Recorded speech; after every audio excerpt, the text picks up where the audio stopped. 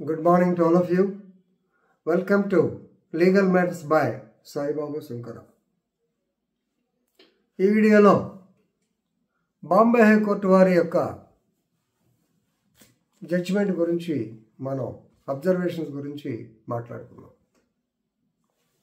Justice 2 judges bench ఇది, ఒకళ్ళు కాదు ఇద్దరు, 2 జడ్జెస్. 1 minute వాళ్ళ పేర్లు కూడా చూ. రేవతి మోహితే డేరే కర్ణాటక మహారాష్ట్ర, 2 పేర్లు ఉంటాయి కదా, గుజరాత్ మహారాష్ట్ర అంతా. అండ్ గౌరీ గాడ్సే. వీరు ఇప్పుడు కాదు జరిగింది,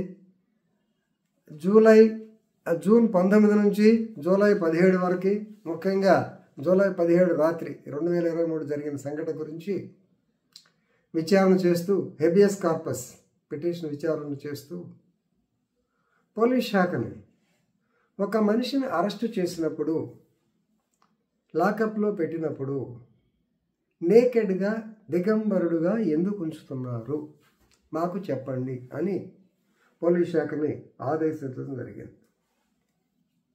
ఏమిటిది? మనుషులు దిగంబరంగా పెడతారా, నేకెడ్గా పెడతారా? సో మాజీ పోలీస్ అధికారిగా నాకు తెలుసు. సో ఈ కేసు పరాలు చెప్పిన తర్వాత లాస్ట్లో నా యొక్క అభిప్రాయం కూడా చెప్తాను. కేసు పూర్వపరాల్లోకి వెళ్తే, ఫస్ట్ జూన్ 19వ తారీఖున ఈ టీచర్ గారికి, మెయిల్ టీచర్ అయినా ఈ టీచర్ గారికి మలాడ్ పోలీస్ స్టేషన్ నుంచి, అంటే బాంబే సిటీలో, ఇతన్ని ఇమీడియట్గా నువ్వు పోలీస్ స్టేషన్కి రా అని ఫోన్ వచ్చింది. టీచర్ తెలియగల ఆయన. సో ఈయన ఇమీడియట్గా, ఏంటి సార్ ఎందుకు మమ్మల్ని పోలీస్ స్టేషన్కి రమ్మంటున్నారంటే, నీ మీద కంప్లైంట్ వచ్చింది. ఎవరు ఇచ్చారు? స్టూడెంట్ ఫాదర్ ఇచ్చారు. స్టూడెంట్ ఇచ్చారు కంప్లైంట్. వెళ్ళాడు, మల్లాడు పోలీస్ స్టేషన్కి వెళ్ళాడు. అక్కడికి వెళ్ళిన తర్వాత టీచర్ని, నువ్వు ఎందుకు మిస్బిహేవ్ చేసావు స్టూడెంట్స్తో, గర్ల్ స్టూడెంట్స్తో, అలాగే ఫీజు 2500 నుంచి 3500 ఎందుకు పెంచుతున్నావు, ఏమిటి నీ కథ, తెలుస్తాం అది ఇది అని చెప్పి అతను అన్నారు. లేదండి నేనేది అన్నాను, అది ఇది ఇతను మాట్లాడాడు. ఇది అక్కడ కూర్చో అన్నారు. He was made to wait in the police station for hours together. అలాగా దాదాపు 7-8 సార్లు, మొత్తం 18 సార్లు అన్నాడు. 8 సార్లు మల్లాడ్ పోలీస్ స్టేషన్. ఆ తర్వాత తార్దేవ్ TARDEO ఆ పోలీస్ స్టేషన్కి మళ్ళీ వాళ్ళు మిగతా 10 సార్లు వాళ్ళు పిలిచారు. పోతున్నాడు, ఎంక్వైరీ అంటున్నారు, అదర్ సైడ్ రావట్లేదు, అర్థం కావట్లేదు అతనికి.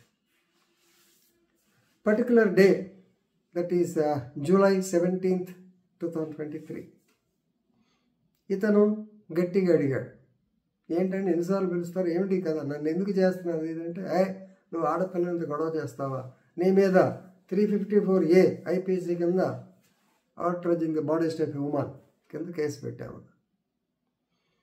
సో కేసు పెడితే నాకు FIR కాపీ ఉంది, I will fight in the court of law అన్నాడు. FIR అడుగుతావా అని ఇతన్ని లాకప్లో వేశారు. ఓకే, లాకప్లో వేసిన తర్వాత he was stripped naked and kept in the lockup during the night. అతని భార్యకి సంగతి తెలిసింది. ఎన్నిసార్లు పిలిచారు కాబట్టి డెఫినెట్గా లాయర్ని అప్రోచ్ అయ్యారు. లాయరు ఇంకేం తెలియక immediately article 226 of the constitution of India ప్రకారం హైకోర్టులో రిట్ ఆఫ్ హేబియస్ కార్పస్ వేయడం జరిగింది.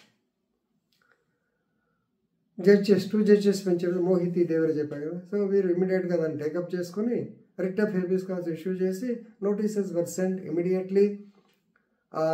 కన్సర్న్ పోలీస్ అధికారులకు వెళ్ళంగానే వాళ్ళు ఏం చేశారు, 354A ఉంది కదా IPC కింద అరెస్ట్ చూపించిన తర్వాత వెంటనే అతన్ని 354A కదా పార్టీ 1 year నోటీస్ ఇచ్చి వదిలేయడం కూడా జరిగింది. కానీ బయటకు వచ్చిన తర్వాత అతను కోర్టు వారి రిట్ ఆఫ్ హేబియస్ కార్పస్ అప్పుడు క్లియర్గా చెప్పాడు, నన్ను ఇట్లా నేకెడ్గా పెట్టారు, రైట్. దాని మీద కౌంటర్ వేయమన్నారు పోలీస్ శాఖని.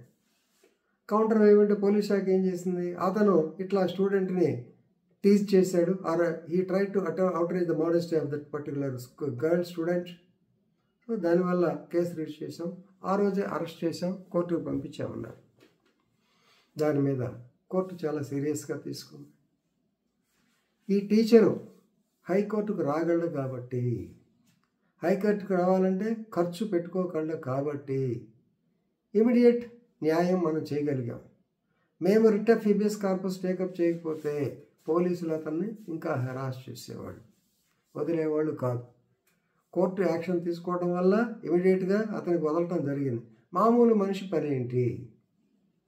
అలాగే అఫిడవిట్లో కూడా రొటీన్ అఫిడవిట్, పోలీస్ శాఖలో పనిచేసి కాబట్టి రొటీన్లో వేస్తారు. He was found on so and so date, we arrested him. Then court task supreme court guidelines ప్రకారము సీసీటీవీ ఫుటేజ్ ఇవ్వమన్నారు. సీసీటీవీ ఫుటేజ్ ప్రకారము అబద్ధం ఏదన్నా చెప్పి ఉంటే, ఎందుకంటే he was made to wait in the police station for 18 times, Tardeo and Malad police station. అబద్ధమై ఉంటే డిపార్ట్మెంటల్ యాక్షన్ ఇనిషియేట్ చేస్తాం అనేటువంటిది కూడా గట్టిగా వార్నింగ్ ఇవ్వడం జరిగింది. దీనివల్ల మనం 2 పాయింట్లు తెలుసుకోవాలి. అడ్వకేట్స్గా మనకు తెలుసుకోవాల్సింది ఏంటంటే, ఒక మనిషిని 41 CRPC ప్రకారము అరెస్టు చేసే అధికారం, మియర్ సస్పిషన్, కేవలం అనుమానం మీద కూడా అరెస్ట్ చేసే అధికారం పోలీసులకు ఉన్నది. కానీ అది 7 సంవత్సరాల కన్నా తక్కువ శిక్ష పడే కేసు అయితే 41A CRPC నోటీస్ ఇచ్చి దాంట్లో సరిపెట్టవచ్చును, లేదంటే కోర్టుకు పంపవచ్చును. కానీ లాకప్లో నేకెడ్గా నిలబడటం, అలాగే పోలీస్ స్టేషన్ వెళ్ళంగానే అతని దగ్గర ఫోన్ తీసేసుకోవడం, ఐడి లాక్కోవడం, ఇవన్నీ చేస్తుంటారు. ఇవన్నీ జరగకూడదు. కానీ మీరు ప్రాక్టికల్గా ఇక్కడ లాస్ట్ పేరుకి వచ్చేవాడు ప్రాక్టికల్గా చూస్తే ఇవి జరుగుతాయి. ఎందుకంటే ఒకటి, ఫోన్ ఎందుకు తీసుకుంటారు? ఫోన్ తీసుకోకూడదు, ఎస్ ఐ ఆల్సో అగ్రీ. కానీ ఎందుకు తీసుకుంటారు? అన్నెసరీ ఇన్ఫ్లుయెన్స్ చేస్తుంటారు. వాళ్ళతో మాట్లాడి వీళ్ళతో మాట్లాడి గందరగోళం చేస్తుంటారు ఆ యొక్క దీనికోసం ఆగటానికి. సెకండ్ పాయింట్, ఎందుకు నేకెడ్గా లాకప్లో పెడతారు? నేకెడ్గా పెట్టాలని ఎక్కడ లేదు, కరెక్ట్ కాదండి. కానీ ప్రిజనర్స్ సెర్చ్ రిజిస్టర్ అని ఉంటుంది, PSR అంటాం. ఆ ప్రిజనర్ సెర్చ్ రిజిస్టర్ ప్రకారం అతని ఒంటి మీద ఏదైనా విలువగల వస్తువులు ఇంక్లూడింగ్ మొలతాడు తీసేయాలి. రీజన్ ఏంటి, ఎందుకు తీసేయాలంటే వేరింగ్ అపరల్, మామూలు డ్రెస్సులు ఎవరు కాదంటారు. అంటే పైన కోట్లు గీట్లు వేసుకొని తీసేస్తారు, ప్యాంటు షర్టు ఓకే. మొలతాడు ఎందుకు తీసేస్తారు? ఎందుకంటే సంఘటనలు ఉన్నాయి. మొలతాడు ద్వారా మామూలుగా పోలీసు లాకప్లోని బాత్రూంలో లేకపోతే దీనికి మొలతాడు ద్వారా హ్యాంగింగ్ ఉరేసుకుని చనిపోయిన సంఘటనలు ఉన్నాయి. అందుకని మొలతాడు కూడా డేంజరస్. అది మొలతాడు వల్ల హ్యాంగింగ్ జరిగినాయి, మాకు కూడా అనుభవం ఉంది. సో కాబట్టి దానికోసం, అంతకు తప్పితే మొలతాడు తెంచేయటం లేదా బట్టలు ఉడదేయటం నేకెడ్ అనేది చేయకూడదు. మరి దాంట్లో ఎందుకు చేశారో మాకు తెలియదు.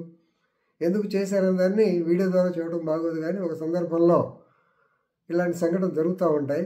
సరే, ఏదైనా సరే దీనిలో మనం నేర్చుకోవాల్సింది ఏంటంటే, పోలీస్ అధికారులు తమ యొక్క విధానంలో భాగంగా అరెస్టు చేయవచ్చును, కానీ మనిషిని ఇల్లీగల్గా డిటైన్ చేయరాదు. రెండవది, దీనిలో ఇట్లా నేకెడ్గా అసలు ఎట్టి పరిస్థితుల్లో ఒప్పుకోం. నేకెడ్గా ట్రిప్ టీజింగ్ అంటారు కదా, స్ట్రిప్ టీజింగ్ చేయకూడదు. మూడవది, పోలీస్ స్టేషన్ పిలిపించినప్పుడు గ్రౌండ్స్ ఆఫ్ ఎంక్వైరీ కంపల్సరీగా అతనికి చెప్పాలి. నాలుగవది, ముద్దాయి కూడా వీలైతే కాపీ ఆఫ్ ది ఎఫ్ఐఆర్ ఇచ్చేస్తే మంచిది. సహజంగా 154 CRPC ప్రకారము కేవలం ఫిర్యాదుకి మాత్రమే ఎఫ్ఐఆర్ కాపీ ఫ్రీగా తీసుకునే హక్కు ఉంది. ముద్దాయి కూడా ఇచ్చేస్తే అతని మీద ఎలిగేషన్స్ ఏంటో తెలుసుకుంటాడు. మనం సివిల్ కేసులో నోటీస్ ఎందుకు ఇస్తాం? కారణం ఇదే కదా, అతని డిఫెన్స్ అతను ప్రిపేర్ చేసుకోవడానికి. కాబట్టి ఎఫ్ఐఆర్ కాపీ ఇస్తే మంచిది. లేకపోయినా కోర్టు ద్వారా వెళ్తే CA కాపీ అప్లికేషన్ పడేస్తే ఒక రోజులో వచ్చేస్తాం. రైట్. సో ఇవన్నీ కొత్త లాయర్, పాత సీనియర్ లాయర్స్ అందరికీ తెలిసే ఉంటుంది. కొత్త లాయర్లు ఇవన్నీ తెలుసుకొని ఈ సూత్రాలు పాటిస్తారని ఆశిస్తూ ముగిస్తున్నాను. ధన్యవాదాలు.